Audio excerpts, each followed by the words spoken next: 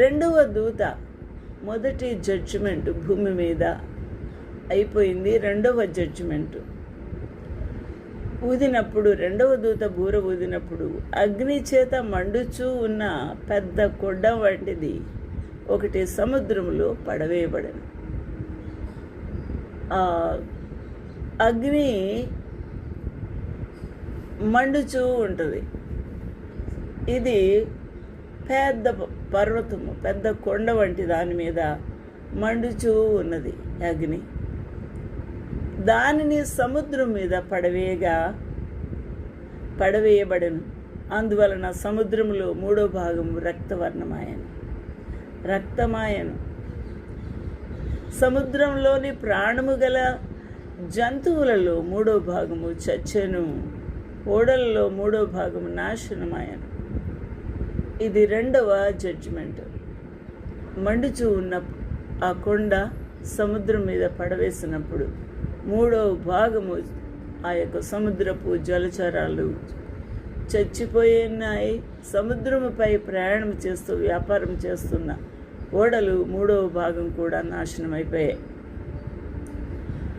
ఇక 10వ వచనంలో 3వ దూత బూర ఊదినప్పుడు దివిటి వలె మండుచున్న ఒక పెద్ద నక్షత్రం ఆకాశం నుంచి రాలి నదుల 3వ భాగం మీద నీటి బుగ్గల మీద పడారు.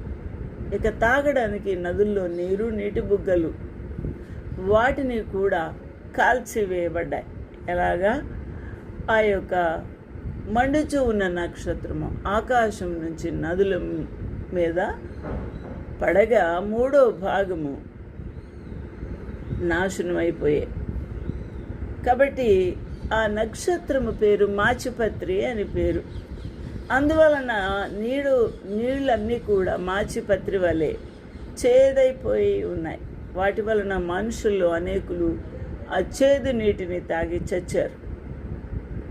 4వ దూత బూర ఊదినప్పుడు సూర్య చంద్ర నక్షత్రముల్లో 3వ భాగము చీకటి కమ్మినట్లును, పగటిలో 3వ భాగము సూర్యుడు ప్రకాశింపకుండునట్లును, రాత్రిలో 3వ భాగము చంద్ర నక్షత్రములు ప్రకాశింపకుండునట్లు వాటిలో 3వ భాగము కొట్టబడెను.